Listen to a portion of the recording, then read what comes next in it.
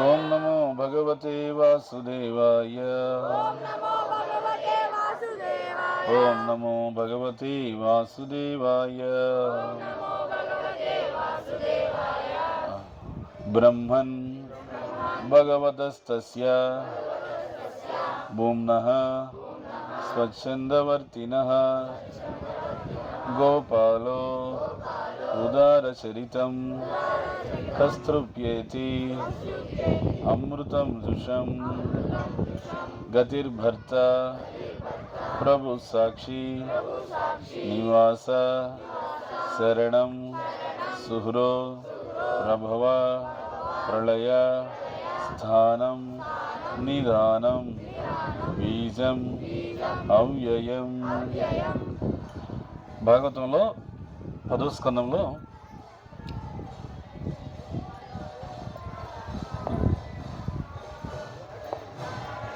ధేనుకాసుర సంహారం అయిపోయిన తర్వాత కాళీమర్దనలీల చెప్పవలసి వస్తుంది. ఆ కాళీమర్దనలీల చెప్పేటప్పుడు సుఖదేవ గోస్వామి ఏం చేశారంటే 2 శ్లోకాల్లో మొత్తం కాళీమర్దనలీలంతా చెప్పేశారు. 2 శ్లోకాలు. ఒక శ్లోకంలో కాళీయుడి యొక్క మడుగులో ప్రవేశించిన గోపబాలురు గోవులందరూ కూడా ఆ విష ప్రభావానికి పూర్తిగా అచేతనలు అయిపోయారు, నిర్జీవులు అయిపోయారని. కృష్ణుడికి ఆ విషయం తెలిసి వెంటనే వచ్చి స్పర్శించి వాళ్ళందరినీ కూడా పునర్జీవితంలో చేశాడు, గోవుల్ని గోపబాలుర్ని. తర్వాత కాళీయుడి యొక్క గర్వం అణచడానికి కాళీయుడి యొక్క పడగల పైన నాట్యం చేసి గర్వం అణచాడు.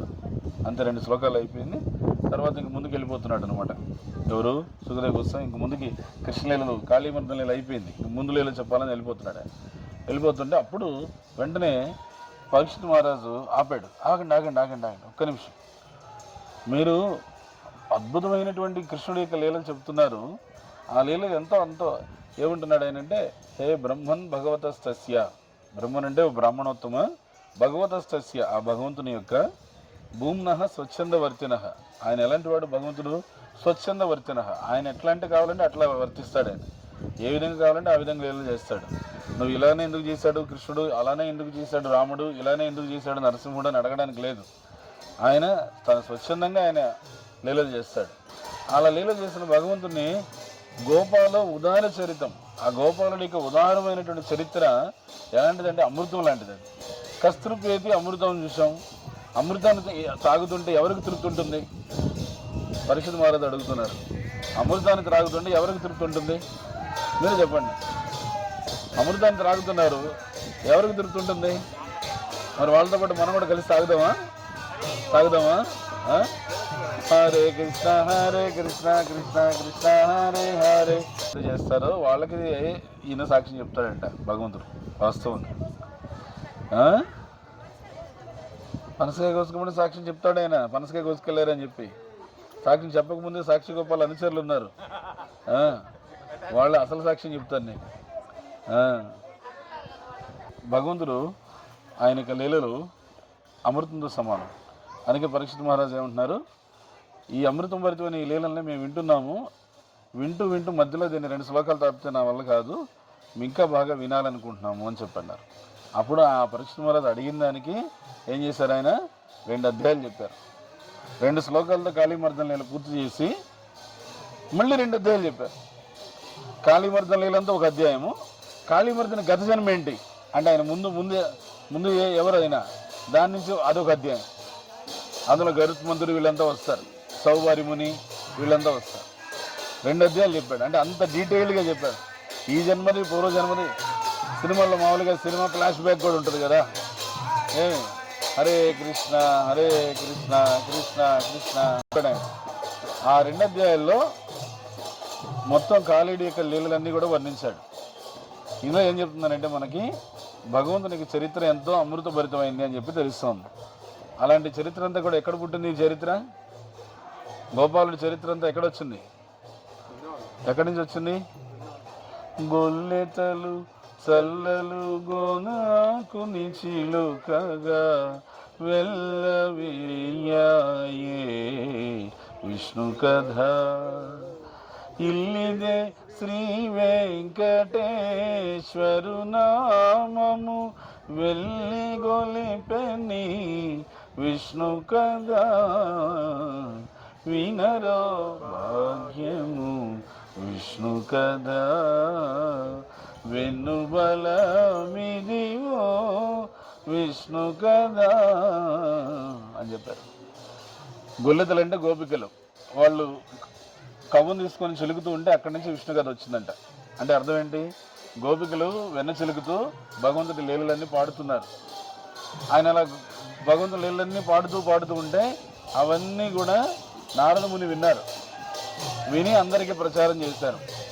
ఆ విధంగా ఈ విష్ణు కథ అనేటువంటిది బయటకు వచ్చింది. హరే కృష్ణ హరే స్థానికులు ఏకాదశికి ఇలా హరినామ సంకీర్తన చేయడం అనేది వాళ్ళకి కొన్ని వందలేళ్ళుగా ఉన్న ఆచారం. అది కొన్ని వందలేళ్ళుగా చూడండి.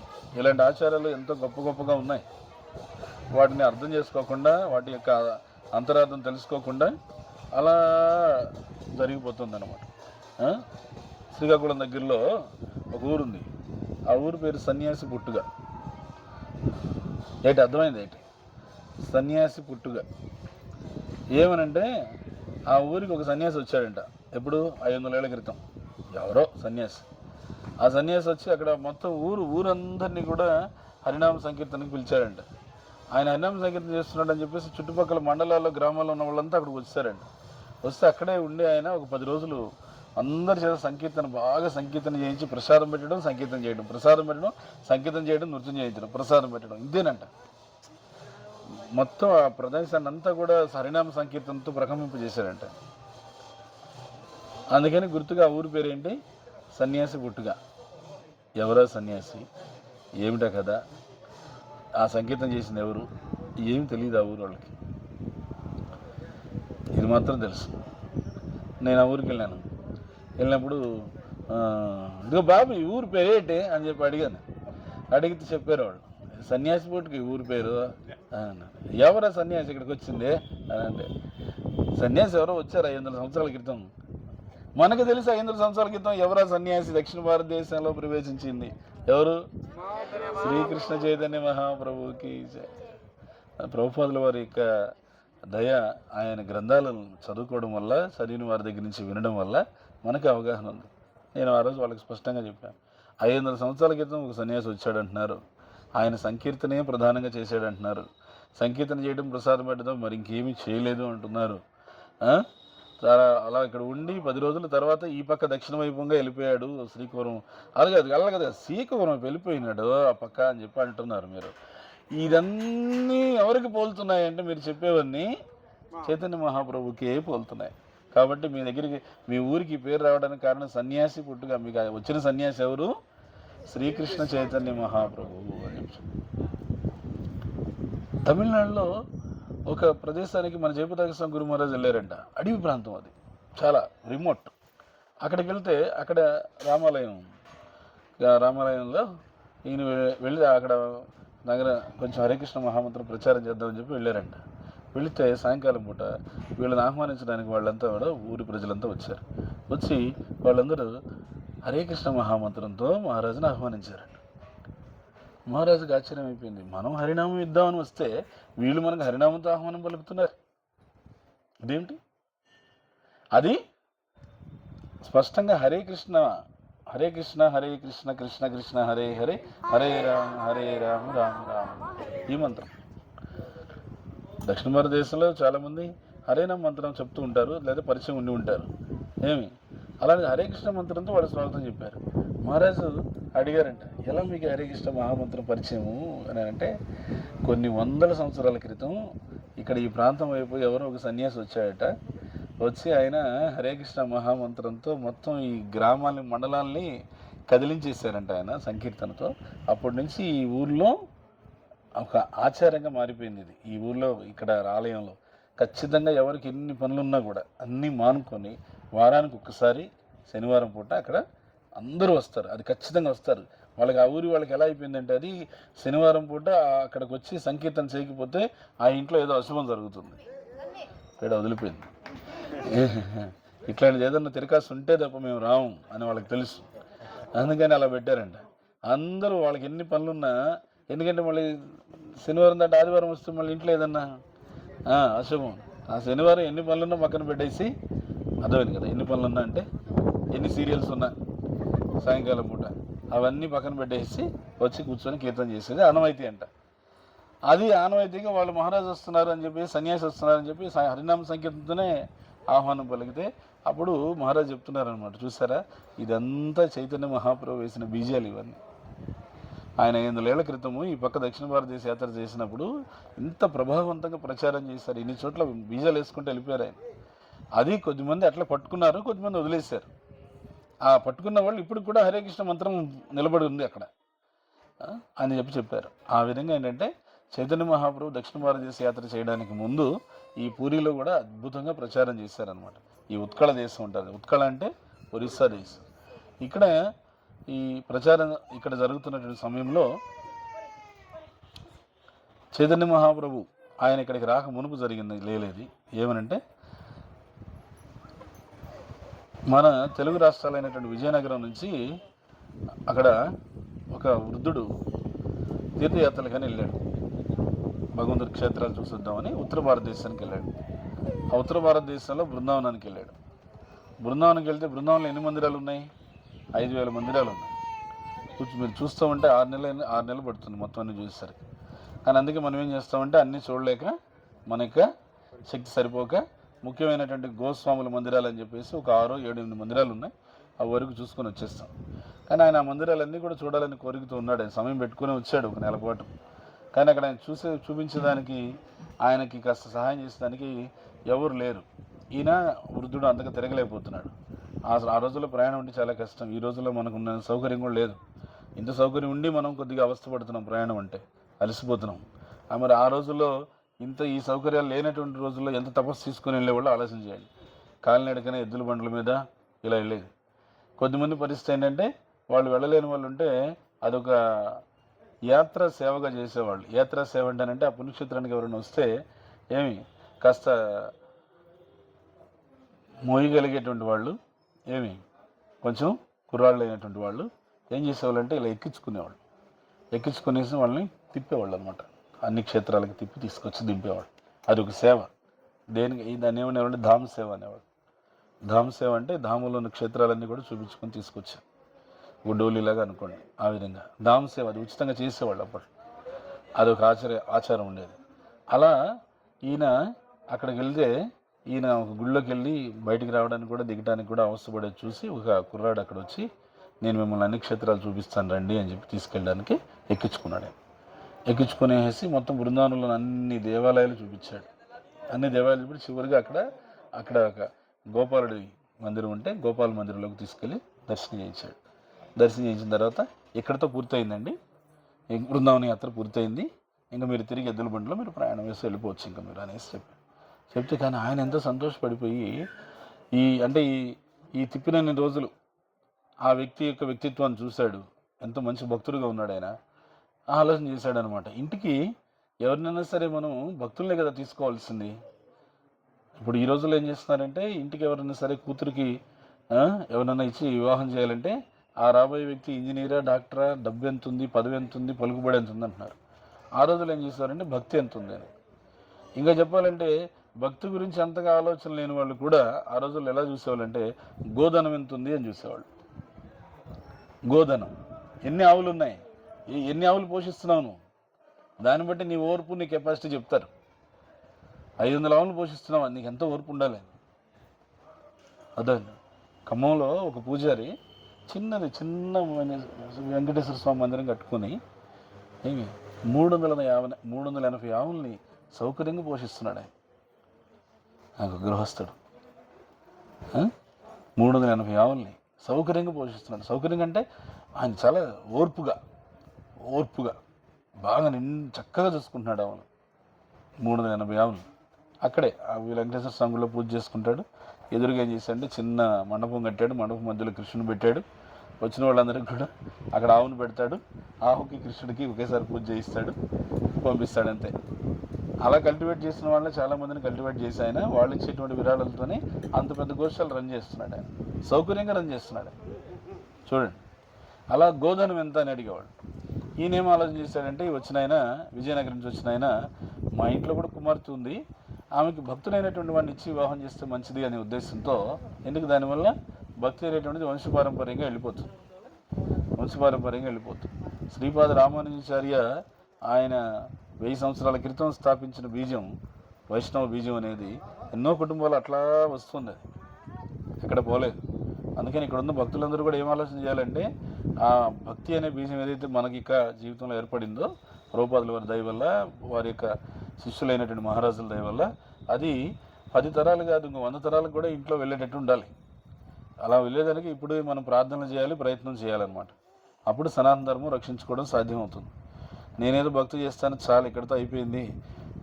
కొంతమంది నాకు చాలా ఒకసారి ఆ మాట విన్నప్పుడు బాధ అవుతుంది. మీ పిల్లల్ని ఏం భక్తులు చేయరానంటే, ఎందుకు ప్రభుజీ, ఆ వయసులో మనం చేయలేదు కదా, వాళ్ళని తిరగనియండి, తిరిగి మన వయసుకు వచ్చినాక వాళ్ళే అర్థం చేసుకుంటారు. నీకు అదృష్టం బాగుండి అర్థం చేసుకున్నావు, వాళ్ళు అర్థం చేసుకోరు, అర్థమే కాకుండా పోతారు, అర్థం లేకుండా ఎగిరిపోతారు.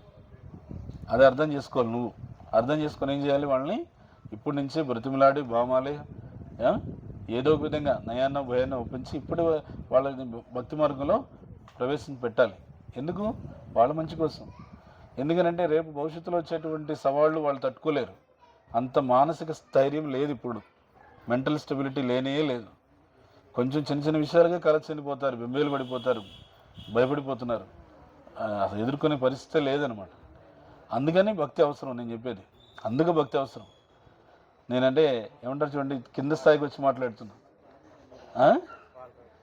స్వార్థ స్థాయికి వచ్చి మాట్లాడుతున్నాను.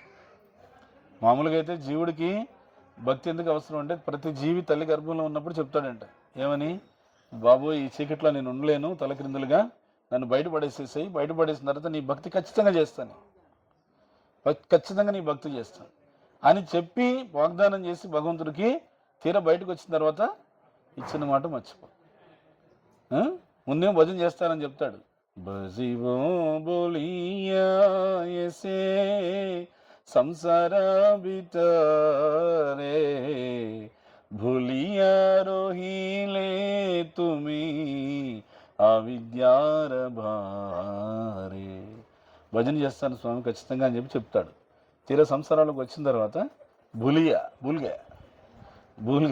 రోహిలే తుమి, ఎందుకు? అవిద్యార భారీ, అవిద్య అనేటువంటిది బాగా వంటబట్టి చేసుకున్నాడు, అవిద్య. అందుకని ప్రతి జీవి కూడా భగవంతుడికి ఇచ్చిన వాగ్దానాన్ని తప్పుతున్నాడు. వాస్తవంగా చెప్పాలంటే ఇలా మీరు అర్థం చేసుకోండి ఒకసారి. ప్రతి జీవి భగవంతుడికి ఇచ్చే వాగ్దానాన్ని తప్పే బయటకు వస్తున్నాడు. ఎందుకంటే వచ్చి భక్తి చేయట్లేదు, దానికనే బాధలు అనుభవిస్తున్నారు. దానికి మళ్ళీ ఏమంటున్నారు, భగవంతునే నిందిస్తున్నారు, లేదంటే నాస్తికులు అవుతున్నారు, లేదంటే నామమాత్రపు అస్తికులు అవుతున్నారు. నామమాత్రపు అస్తికులు అంటే భగవంతుడు ఉన్నాడు, నా అవసరాలు తెచ్చేదానికి, ఈజ్ మై ఆర్డర్ సప్లయర్. నేను కొండ మీదకి వెళ్తాను, నేను షేర్ మాట్లాడతాను, నేను ఏమని, స్వామి నీకు ఇంత ఇస్తే నాకెంత, నాకు ఎంత వస్తే నీకు అంత ఇస్తా, నాకు అంత వస్తే నీకు ఇంత ఇస్తా, ఇట్లా. అందుకని అది ఏమైపోయింది అనమాట, రాను రాను క్రమేపీ ఈ ఫలితం ఆశించి చేసేటువంటి భక్తి ఉంది కదా, ఇది మనిషిని ఏం చేసిందంటే నీకు తెలియకుండానే నిన్ను భగవంతుడి నుంచి సపరేట్ చేసేసింది, ఎక్కువ స్వార్థభావంతో ఉండేటట్టు చేసింది. అది తర్వాత క్రమేపీ ఏమవుతుందనంటే నిన్ను ప్రేరేపిస్తుంది. కొన్ని కష్టాలు వచ్చినప్పుడు ఈ కష్టాలు భగవంతుడు తీర్చలేదే అన్నప్పుడు అప్పుడు అనిపిస్తుంది పార్టీ మారుదాం అనేసి. అలా పార్టీ మారి ట్రై చేసి చూస్తారు, ఈ దేవుడు కాదు ఆ దేవుడు, ఈ దేవత కాదు ఆ దేవత అని. ఇవన్నీ ప్రయత్నం చేసినా ఏం కుదరలేదు అనుకోండి, మతమే మార్చేస్తే పోలా మొత్తానికి అని చెప్పి మళ్ళీ మతం మార్చేస్తారు.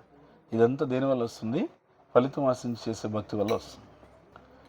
భగవంతున్నే ఫలితంగా ఆశించి చేయండి, భగవంతున్నే ఫలితంగా పొందాలని చేయండి. అదే కదా గోదాదేవి చెప్పేది, నారాయణనే నమక్కే పరై తరువాన్ పారోర్ పుగళ పడిందేలోర్ ఎంబావాయ్.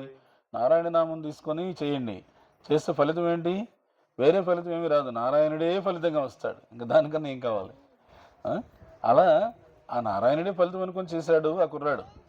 కానీ ఇతనే ఉన్నాడంటే, ఈ వృద్ధుడు, మా ఇంట్లో కుమార్తె ఉంది, ఖచ్చితంగా నువ్వు మా ఇంటికి వచ్చినట్లయితే నీకు మా కుమార్తెనిచ్చి వివాహం చేసి ఆ విధంగా నేను కన్యాదానం చేసినటువంటి పుణ్యాన్ని పొందుతాను. అది గొప్ప అవకాశం అని కన్యాదానం అనేది. మనం చెప్తారు కదా, అన్నదానము, వస్త్రదానము ఏమున్నాయి కదా, ఈ దానాల్లో హైయెస్ట్ అది కన్యాదానం.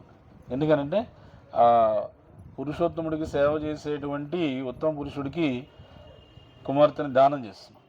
దానం చేసి దానివల్ల జీవితంలో భగవంతుడి యొక్క సేవ కోసం, భక్తుల యొక్క సేవ కోసం, భగవంతుడి యొక్క ఉద్యమాన్ని ముందుకు నడిపించడం కోసం వాళ్ళు జీవితాంతం కష్టపడాలి. ఆ విధంగా అలాంటిది కన్యాదానం అనుకునే అంతరార్థం. ఇప్పుడన్నీ అంత ఉందా, అంత అవగాహన ఉందా సమాజంలో? ఏదో ఒక రకంగా జరిగిపోవాలి అని చెప్పేసి ఇక ఇందాక చెప్పాను చూడు, జరగాలంటే జరగాలనేది రిచువల్, అన్ని రిచువల్గా జరుగుతున్నాయి.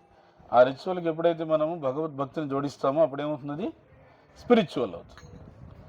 Ritual become spiritual. లేకపోతే spiritual things also become ritual. ఆధ్యాత్మిక విషయాలు కూడా కేవలం ఏమంటారు, క్రతువులుగా మిగిలిపోతాయి. జరిగినాయంటే జరిగాయి. అందుకని ఇతనే ఉన్నాడంటే ఇతను బృందావనంలో ఉన్నటువంటి ఆ యువకుడు అవన్నీ ఫలితం ఆశించి చేయలేదు మీ దగ్గర నుంచి. మేము ధామ్ సేవ అనుకొని చేసాం, ధామ్ సేవ అయిపోయింది, మీకు మీ దారి మీద నా దారిన లేదు లేదు లేదు. ఖచ్చితంగా చెప్తున్నాను నేను, నువ్వు విజయనగరం మా ఇంటికి రా, వస్తే నేను ఖచ్చితంగా అక్కడ నువ్వేంటి, నీ పూర్వపరాలేంటి, నీ ఆస్తి అంతస్తులు అలాంటివి, నీ కులం ఏంటి, అవి ఏమి చూడకుండా వివాహం చేసుకున్నాను, మా కుమార్తెకు వచ్చి వివాహం చేసుకుంటాము అని చెప్పన్నా. అప్పుడు ఏమన్నాడంటే ఈయన, నువ్వు దేవుడి ముందు మాట్లాడుతున్నావా, చూసుకొని కొంచెం ఆలోచన చేసుకుని మాట్లాడు, నువ్వు భగవంతుడి ముందు మాట్లాడుతున్నావు, ఆలోచన చేసుకొని మాట్లాడు, భగవంతుడి మీద మాట అంటే అది మళ్ళీ తప్పకూడదు మనం అని చెప్పాడు. అనంటే నేను భగవంతుడి ముందే చెప్తున్నాను, గోపాలుడి ముందే చెప్తున్నాను అని చెప్పాను. అనంటే సరే అయితే అని చెప్పేసి వెళ్ళిపోయాడు. వెళ్ళిపోయిన తర్వాత కొంతకాలానికి ఈయన ఆ చెప్పినటువంటి గుర్తులతో ఉత్తర భారతదేశంలో ఉన్న బృందావనం నుంచి ఆంధ్ర రాష్ట్రంలో ఉన్నటువంటి విజయనగరం వరకు వచ్చాడు. విజయనగరం వరకు వచ్చి అక్కడ కనిపిస్తే వాళ్ళు ఈయన చూసి, అతనేమో గుర్తుపట్టాడు, కానీ ఇంట్లో వాళ్ళ అబ్బాయి ఉన్నాడు.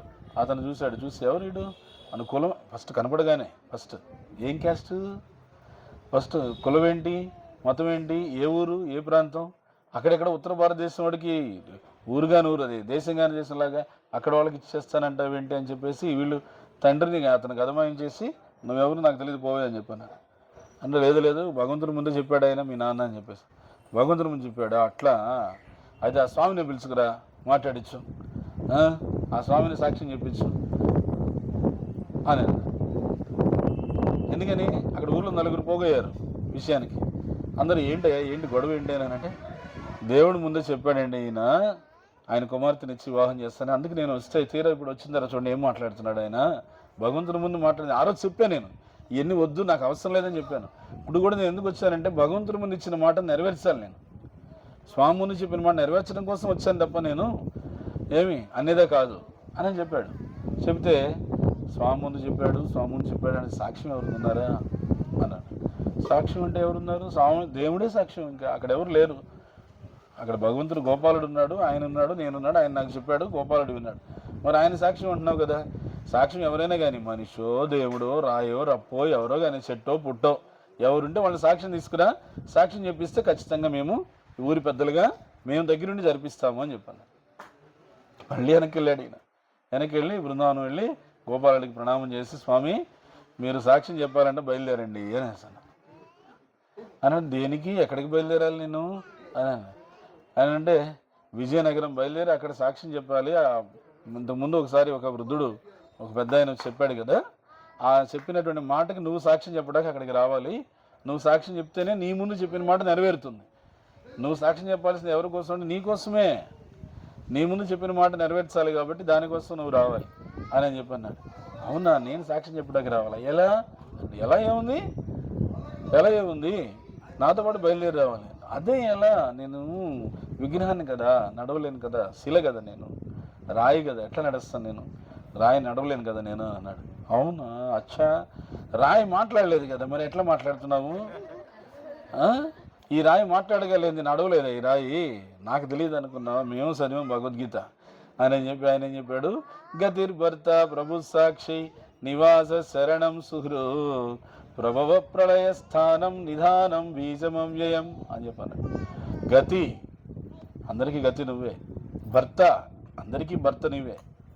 ఈ మాట వినగానే బయట ప్రపంచంలో అపార్థం చేసుకుంటారు, అందరికీ భర్త ఆయన, అదేంటమ్మా. అవును, భర్త అంటే భరించేవాడు, పోషించేవాడు అని అర్థం. ఈ సకల సృష్టిని ఎవరు పోషిస్తున్నాడు, జగన్నాథుడు, ఆయనే పోషిస్తున్నాడు. మరి అలాంటప్పుడు ఆయనే గతిర్భర్త, ప్రతి జీవికి భర్త ఆయనే, ప్రతి జీవికి ప్రభు ఆయనే. ప్రభు ఏమి అర్థమైందా? ప్రభు ఆయనే ప్రభు. సాక్షి, హృదయంలో పరమాత్మగా ఆయనే సాక్షి. అవునా? ఇప్పుడు ఈ చెట్టు అనేటువంటిది ఒక శరీరం అని అనుకుంటే, ఇది ఉపనిషత్తులో చెప్పబడిన ఉదాహరణ. చెట్టు మీద 2 పక్షులు ఉన్నాయి. ఆ ఒక పక్షేమో కర్మలు చేసుకుంటూ కర్మల ఫలితం ఆరగించేటువంటి జీవపక్షి అంట. ఇంకొక పక్షేమో ఆ కర్మలు చేసి కర్మలు అనుభవిస్తున్నటువంటి ఆ జీవపక్షిని చూస్తున్నటువంటి సాక్షిభూతులైనటువంటి పరమాత్మ. ఇది ఒకే చెట్టు మీద 2 పక్షులు కదా ఇది అనమాట. ఆ పరమాత్మ అనేటువంటి ఆ పక్షి ఏం చేస్తుంది? ఈ జీవపక్షిని సాక్షిభూతుడిగా చూస్తుంది, సాక్షిభూతుడు. అవునా? మనం ఒకసారి కర్ణాటక వెళ్దామా? వ్యాసతీర్థులు వారు ఏం చేస్తారంటే అందరి శిష్యులకి చక్కగా ఆయన చెప్తారు ఉపదేశం, కానీ ఒక్కో శిష్యుడికి ప్రత్యేకంగా ఉపదేశం చెప్తారు, కొంచెం అభిమానంగా చూసుకుంటారు. ఆయన కనకదాసు. అది మిగతా వాళ్ళకి కొంచెం కంటగింపుగానే ఉంటుంది, ఎవరికైనా. అడిగాడు అనమాట, ఏంటి గురువు గారు, మేమంతా చక్కగా ఉన్నత వంశాల్లో పుట్టినటువంటి చక్కగా మేము ఉన్నతమైనటువంటి కుటుంబాల్లో పుట్టినటువంటి వాళ్ళం, మేము బ్రాహ్మణం, శూద్రుడు కనకదాసు, ఏం అతనికి అంత ప్రత్యేకత అనేసి. అలా మనం మాట్లాడకూడదు నాయన, మీరు అసలు మీ జన్మ తీసుకున్న వాళ్ళు అసలు మాట్లాడకూడదు అట్లా. ఏమి సరే సమయం వచ్చినప్పుడు చెప్తాలే అని చెప్పేసి అన్నారు. ఒక సమయం వచ్చినప్పుడు ఏం చేశారంటే అందరికీ పిలిచి, బహుశా ఇలాంటి ఏకాదశి వచ్చిందేమో, ఏకాదశి కాబట్టి అందరికీ అట్టిపళ్ళు పంచిపెట్టేస్తారు మొత్తం అంతా. అట్టిపళ్ళతోనే మీరు సరిపెట్టుకుని అని. మీకు అలా లేదులేండి, భయపడకండి. ఏమి పొద్దున్న శాంపిల్ చూశారు కదా, అక్కడే వదిలేశారా? సాయంకాలం అదే కదా. సరే ఏం చేశారు ఆయన, అందరికీ అట్టిపండ్లు పంచిపెట్టేసి, ఈ అట్టిపండ్లు ఎవ్వరూ చూడకుండా మీరు తినేసి రావాలి, ఇదే షరతు. ఎవ్వరూ చూడకూడదు, గుర్తుపెట్టుకోండి. ఒక్కరు కూడా ఎవ్వరూ చూడకుండా మీరు తినేసి రావాలి. మీరు ఎక్కడికి పోతారో ఏం చేస్తారో మీ ఇష్టం. సరే అని చెప్పి అందరూ అట్టిపళ్ళు తీసుకొని రకరకాల ప్రదేశాలకు వెళ్ళిపోయి తినేసి వచ్చేసి అందరికి అడిగారు, అందరూ అట్టిపళ్ళు తినేసారా అనండి. తినేసాం గురువు గారు. ఎవ్వరు చూడకుండా తినేసారా? ఎవ్వరు చూడకుండా తినేసాం గురువు గారు. అరే నాయన, నువ్వు ఎక్కడ అట్టుకుంటూ తిన్నావు చెప్పురా అనగానే కిట్టేలాంటి లేచి, గురువుగారు నేను చెట్టు చిటారు కొమ్ముకి ఎక్కి, అంత ప్రయత్నాలు ఏం చేయకు, చిటారు కొమ్ముకి ఎక్కి ఆ గుబురులోకి వెళ్ళిపోయి అక్కడ ఎవ్వరూ చూడలేదు, పక్షులు కూడా ఏం లేవు, అక్కడ తినేసేసి వచ్చేసాను. అచ్చా, మరి నువ్వెక్కడ తిన్నావు నాయనా? ఒక ఇంటి లోపలికి వెళ్ళి తలుపులు కిటికీలు అన్నీ బంధించేసి మన ఆశ్రమంలో కుటీరంలో లోపల తినేసి బయటకు వచ్చావు, ఎవరు చూడలేదుగా అన్నాడు. నువ్వెక్కడ తిన్నావు అంటే, నేనేం చేశానంటే పక్కనే కొండ ఉంది, ఆ కొండలో గుహ ఉంది, ఆ గుహ లోపలికి వెళ్ళి కష్టపడి ఆ రాయి అడ్డంగా పెట్టేసి లోపల గుహ లోపల తినేసి మళ్ళీ రాయి తోసుకొని బయటకు వచ్చేసాను. ఇంకొక నువ్వెక్కడ తిన్నావు అని అంటే, నేను కొంచెం తెలివిగలవాడిని, వీళ్ళలాగా చేయలేదు. నేను గొయ్యి తవ్వుకొని గొయ్యి లోపలికి వెళ్ళి దానిపైన మొత్తం పూర్తి చేసేసి కింద తినేసి గోతి లోపల పైకి వచ్చాను, ఎవ్వరు చూడలేదు అన్న. అందరిది అయిపోయింది. కనకదాస సంగతి, మరి నువ్వేంటి నువ్వు అంటే, నేను అట్టుబండి అలానే ఉంది గురువుగారు అని చూపించాను. అదేంటి వీళ్ళందరూ ఎవరు చూడకుండా తినేసాను, నువ్వు ఎవరు చూడకుండా తినమని కదా మీరు చెప్పింది, అది నా వల్ల కాలేదండి. ఏమి నీ వల్ల కాలేదు? వీళ్ళందరూ ప్రయత్నాలు చేశారు కదా, చక్కగా తిన్నారు కదా అని అంటే, గురువుగారు నేను వాళ్ళకన్నా ఒక అడుగు ముందే ఉన్నా. వాళ్ళు 4 ప్రయత్నాలు చేశారు, నేను 40 ప్రయత్నాలు చేశాను. 40 ప్రయత్నాలు చేశాను అన్నీ చెప్పాడు ఆయన. ఇన్ని ప్రయత్నాలు చేస్తే మరి ఇన్ని ప్రయత్నాలు చేసినా మీరు ఎవరు చూడకుండా తినాలన్నారు కదా, అది వీలు కాలేదు నాకు అక్కడ అంటే. ఏమి నీ వెనకాల ఎవరన్నా ఒకరు పరిగెత్తుకొని వస్తున్నారంటే, వెనకాల ఎవరు లేరు గురువుగారు. ఏమి చెప్పాలంటే ఏమి వెనకాల కాదు, నా వెనక ముందు అన్నీ ఒకరు ఉన్నారు. ఏమి ఎవరైనా నా వెనక ముందు నీవే విష్ణుదేవుడా, అంతయు నీవే హరి పుండరీకాక్ష, చెంత నాకు నీవే శ్రీ రఘురామ, అంత నువ్వే. మరి ఇంకప్పుడు నిన్ను దాచుకుంటే ఎక్కడ తినేది నేను అని కనకదాస్ చెప్పాడు. పరమాత్మగా ఆయనే సాక్ష్యంగా ఉన్నాడు ఇక్కడ. ఈ పరమాత్మని కన్నుగప్పి నేను ఎక్కడ తినమంటారు చెప్పండి, అందుకనే మీరు చెప్పిన పని నేను చేయలేకపోయినా నన్ను క్షమించండి అని అక్కడ పెట్టేశాడు అట్టుపండు. అప్పుడు వ్యాసతీర్థుల వారు మిగతా శిష్యులను ఉద్దేశించి అడిగారు, మీకు పరమాత్మ విషయం మర్చిపోయారు మీరా? పరమాత్మ మిమ్మల్ని చూస్తున్నాడనే విషయం మర్చిపోయారు, ఎవరు చూడకుండారంటే బాహ్యంగా మీరు ఆలోచన చేస్తున్నారు. మరి కనకదాసు ఆయన సమాధానం విన్నారా? ఇది విషయం, అందుకని నేను ఆయనకి అంత ప్రాధాన్యత ఇస్తాను తెలిసిందా అని చెప్పాను. అనగానే అప్పుడు సరే అట్లా ఏమంటే సాక్షి, అందరికీ సాక్షి ఆయన. అలాంటి సాక్షి ఆయన్ని సాక్ష్యం తీసుకురమ్మని చెప్పారు. ఇప్పుడు నువ్వు సాక్ష్యం అని చెప్పాలి కదా, బయలుదేరు అని చెప్పేసి. సాక్ష్యం చెప్పడానికి నేనెందుకు అని అంటే, అందరికీ పరమాత్మ రూపంలో సాక్ష్యంగా ఉండలేదా నువ్వు? అందరికీ సాక్ష్యంగా ఉండేవాడు నా కోసం సాక్ష్యం చెప్పడానికి రాలేవా నువ్వు? వాళ్ళు నా కోసం సాక్ష్యం చెప్పడానికి రాలేనప్పుడు నీకు ఎవడు చెప్పుకున్నాడు? భగవద్గీతలో గతిర్ భర్త ప్రభు సాక్షి, నేను అందరికీ సాక్షి అని ఎందుకు చెప్పుకున్నావు నువ్వు? అందరికీ సాక్షి అన్నప్పుడు నాకు చెప్పలేవు సాక్ష్యం, రా బయటకు నువ్వు అని. ఇంక శాస్త్రాన్ని పెట్టి నిలబెడతామంటే ఇంకేం మాట్లాడేది? సరే అని చెప్పేసి కదిలాడనమాట. అక్కడికి అడిగాడు, విగ్రహం కదా కదలలేను కదా అని. ఏమన్నాడు ఆయన? మాట్లాడగలిగేందుకు, మాటలు చెప్పగలిగే మంచి మాటలు చెప్తావు, మాటలకి చెప్పగలిగే నేను నడిచి రాలేవా అనేసి వచ్చాడు. నేను వెనకాల వస్తాను, ముందు పద అన్నాడు. సరే అని చెప్పి ఈయన ముందు లేడు, ఆయన వెనకాల వచ్చాడు. మనం వెనకాల వస్తున్నామని చెప్పి నాకు నమ్మకం ఏంటి? వస్తానయ్యా, మేము బృందావన కథలు మేము విన్నాం, మాకు తెలుసు. అందువల్ల నువ్వు కొంచెం వస్తానని చెప్పి నువ్వు ఎటన్నా వెళ్ళిపోతే అంటే నా గజ్జల శబ్దం వస్తుంది, అదే నీకు గుర్తుపో అని చెప్పాను. అంటే ఆయన నామం చెప్తున్నాడు, హరే కృష్ణ కృష్ణ కృష్ణ హరే హరే, హరే రామ రామ రామ. స్వామి గజ్జల శబ్దం వినిపిస్తోంది, వస్తున్నాడు. అక్కడి నుంచి బయలుదేరి విజయనగరం దాకా వచ్చారు. విజయనగరం ఊరు పొలిమేర దగ్గరికి రాగానే వెనక తిరిగి చూసి స్వామి అట్లా నిలబడున్నాడు, దేదీప్యమానంగా నిలువెత్తు విగ్రహం. అప్పుడు అనుకున్నాడు, వెంటనే ఆయన చెప్పాడు అనమాట, స్వామి నేను నిన్ను కష్టపెట్టాను, సాక్ష్యం కోసం అని చెప్పేసి బృందావనం నుంచి నేను ఇక్కడ దాకా తీసుకొచ్చాను, నన్ను క్షమించు అని చెప్పి ఇప్పుడే నేను నీకు ఇక్కడ ఉపచారాలన్నీ కూడా చేపిస్తానని చెప్పేసి ఊళ్ళోకి పరిగెత్తి గట్టిగా ఆ భక్తుడు అరుస్తున్నాడు అనమాట. మీకోసం బృందావనంలో ఉన్నటువంటి గోపాలుడు సాక్ష్యం చెప్పడానికి ఇక్కడికి వచ్చాడు, సాక్ష్యం చెప్పే గోపాలుడు వచ్చాడు, సాక్ష్యం చెప్పడానికి గోపాలుడు వచ్చాడు, రండి రండి అని చెప్పి అందరినీ గట్టిగా పిలిచాడు. అందరూ వచ్చేసారు, ఊరి వాళ్ళంతా. చూస్తే అక్కడ 6 అడుగులు నిలువెత్తు విగ్రహం, చూశారు కదా. అంత విగ్రహం ఉండేసరికి మరి ఈ విగ్రహాన్ని ఎవరు తీసుకొచ్చేదానికి కాదు, స్వయంగా మరి వచ్చారనంటే ఎప్పుడైతే ఆ విగ్రహం వచ్చిందని ఆయన చూశాడో, ఎవరైతే వృద్ధుడు ఉన్నాడో అతను, ఆయన చూడగానే ఇంక భయపడిపోయాడు. ఈ స్వామి ముందే నేను చెప్పింది, ఈయన ముందే నేను ఒప్పుకునింది, మా ఇంట్లో వాళ్ళు నన్ను భయపెట్టి నోరు మూయించేశారు, ఈయన ముందే నేను ఈ మాట ఇచ్చింది చెప్పేశాడు. ఇంక చెప్పేసేసరికి వాళ్ళకి అర్థమైపోయి ఊరి పెద్దలంతా కూడా ఖచ్చితంగా స్వామికి ఇక్కడ సాక్ష్యం చెప్పాడు కాబట్టి మనం అంతా సేవలు చేయాలని చెప్పేసి అందరూ నైవేద్యాలు అవి పెట్టి ఆయనకి సేవ చేశారు. చేసిన తర్వాత అన్నమాట ప్రకారంగా అతనికి ఆ ధామ సేవ చేసినటువంటి ఆ భక్తుడికి ఆ వృద్ధుడు కన్యాదానం చేసి కుమార్తెని ఇచ్చాడు. అక్కడ అయిపోయిన తర్వాత స్వామి అక్కడే ఉండిపోయాడు అనమాట. ఎందుకని? ఇక్కడ ఇంత దూరం నుంచి వచ్చి సాక్ష్యం చెప్పడానికి వచ్చాడు కాబట్టి ఇక్కడే ఉండిపోతాడు అని చెప్పేసి భగవంతుని వాళ్ళు ప్రార్థన చేశారు. వాళ్ళ ప్రార్థన మన్నించి అక్కడే ఉండిపోయాడు. అక్కడే ఉండి సేవలు అందుకుంటుండగా ఆ విజయనగరం రాజు, అప్పుడు ఇక్కడ ఒరిస్సాని పరిపాలించే రాజు, వీరిద్దరికి మధ్య ఒక సందర్భంలో ఏమైంది, ఆ గోపాలుడు బృందావనం నుంచి విజయనగరం వచ్చాడనేటువంటి విషయం ఈయనకి తెలిసింది ఒరిస్సా రాజుకి. ఆ విగ్రహాన్ని నాకు ఇస్తే బాగుంటుంది అని చెప్పేసి అడిగాడు.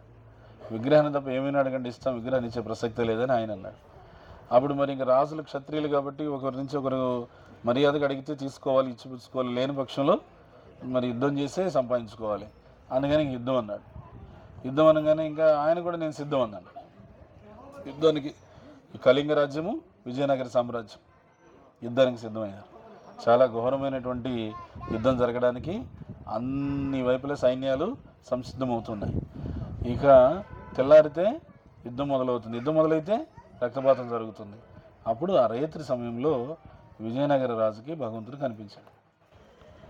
కనిపించి, నేను అంత దూరం నుంచి ఇక్కడికి వచ్చింది దేనికంటే నీ భక్తికి మెచ్చి, నీవు నీ యొక్క సామ్రాజ్యంలో మంచి భక్తిని ప్రోత్సహిస్తున్నావు, దానికి మెచ్చి నీ దగ్గరికి వచ్చాను.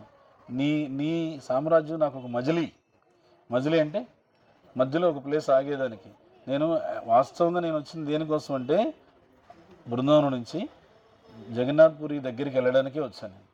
కాబట్టి నువ్వు ఆ రాజుకే నన్ను ఇచ్చేసేసి ఆయనతో సంధి చేసుకో, రాజీ చేసుకో, అంతే తప్ప యుద్ధము అనవసరమైన రక్తపాతం వద్దు అని చెప్పాను.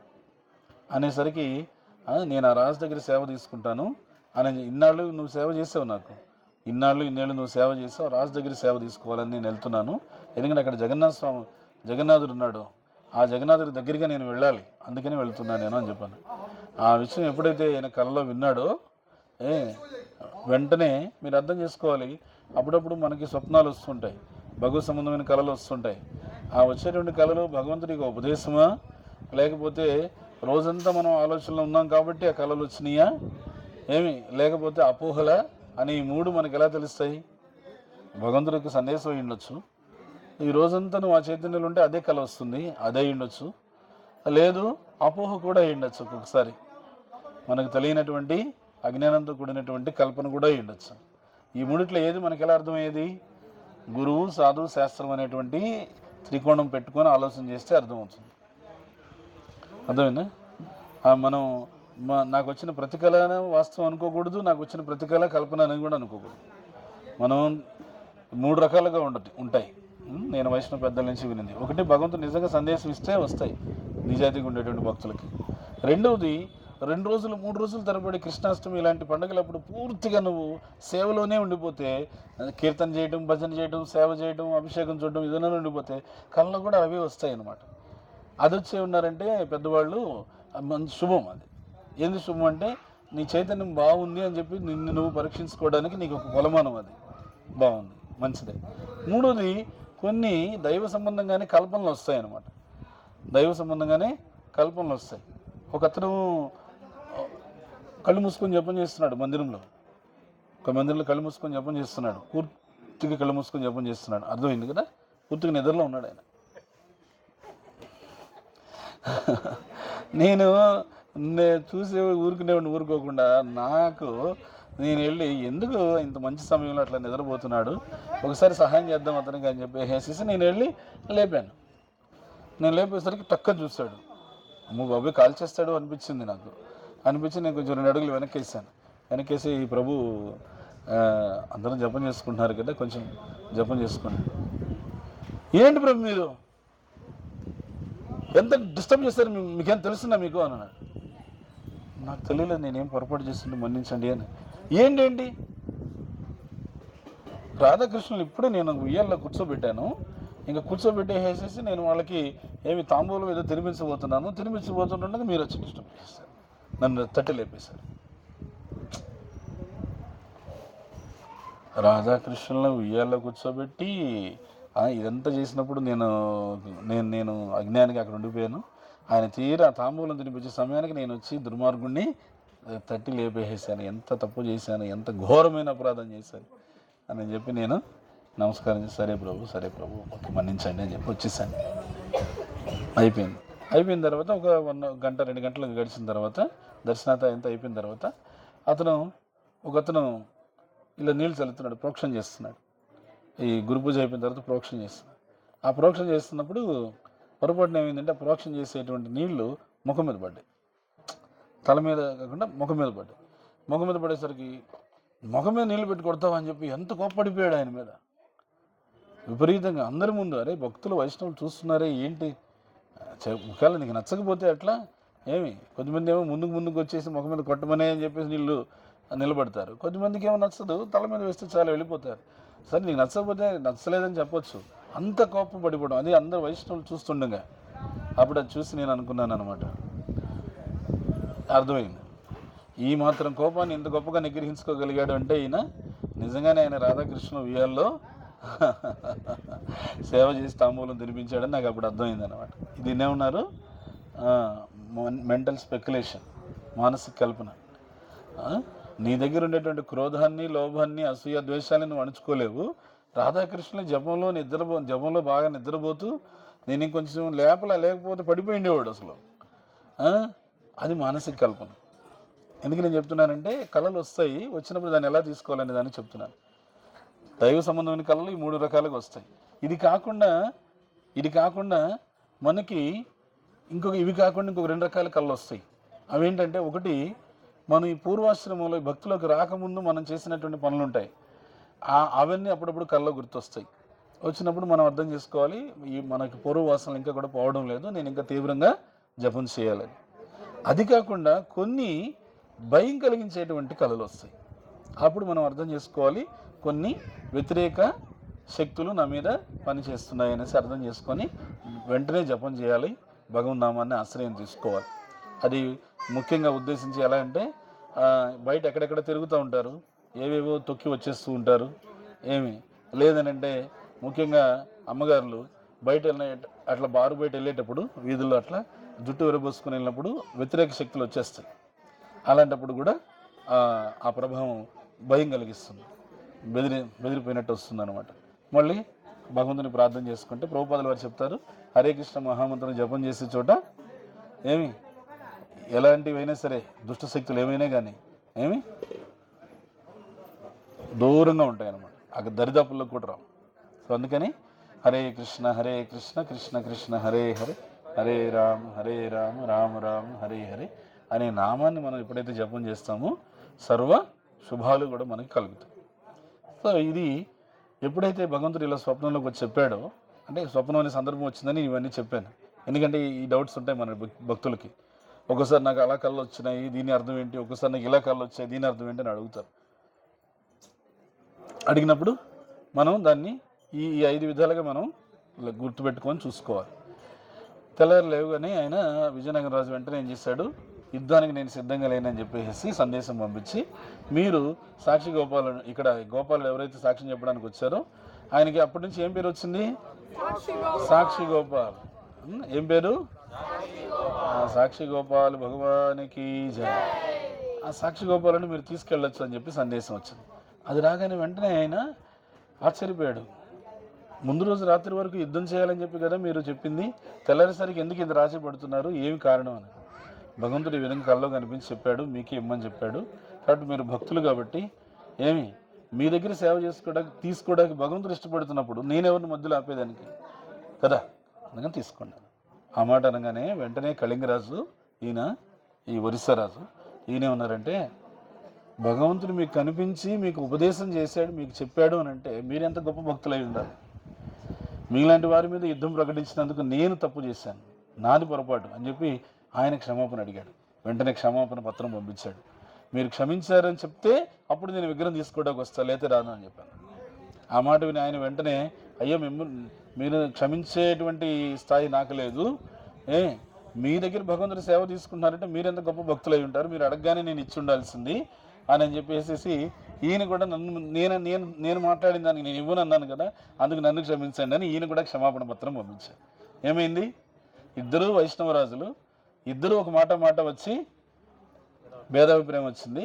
భగవంతుడు ఏం చేశాడు, ఇద్దరి చేత కూడా ఒకరికొకరు క్షమాపణ చెప్పేసరికి ఇద్దరు కూడా కలిసి మన ఇద్దరు కలిసి భగవంతుడికి సేవ చేద్దాం అని చెప్పి వెంటనే చాలా గొప్ప ఏర్పాట్లతో, భారీ ఏర్పాట్లతో అన్ని ఏనుగులన్నీ తీసుకొని, సైన్యం తీసుకొని ఈ ఒరిస్సా రాజు విజయనగరంలోకి వెళ్ళి స్వామిని అక్కడి నుంచి తీసుకొని ఇక్కడ తీసుకొచ్చి ఈ ప్రదేశానికి తీసుకొచ్చి ఇక్కడ సాక్షి గోపాలను పెట్టి ప్రతిష్ఠించి, స్వయంభూ కదా ఎలాగో ఆయన ఇక్కడ ప్రతిష్ఠించి ఈ పెద్ద మందిరాన్ని కట్టించి ఏం చెప్పారు, పూరి జగన్నాథ క్షేత్రానికి ఎవరైనా వచ్చారు అని అంటే ఆ వచ్చిన ప్రతి ఒక్కరు కూడా సాక్షి గోపాలుని చూడాలి, చూస్తే వాళ్ళు జగన్నాథపురికి వచ్చారనేటువంటి సాక్ష్యం ఎవరు చెప్తారు, ఆ సాక్షి గోపాలుడు చెప్తాడు. ఎందుకంటే జగన్నాథ స్వామి అడుగుతాడు అక్కడ ఏమని, సీతమ్మ వాళ్ళ బ్యాచ్ వచ్చారా తిరుమల నుంచి అనేసి.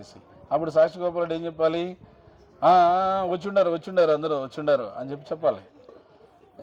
అలా సాక్ష్యం చెప్పడానికి భగవంతుడు ఇక్కడ ఉన్నాడు అని చెప్పి ఇక్కడ ఆచార్యులు మనకి చెప్పారు. మనం ఏం గుర్తుపెట్టుకోవాలంటే మనం భగవంతుడు మనం చేసేటువంటి కర్మలన్నిటికీ సాక్ష్యంగా ఉన్నాడు.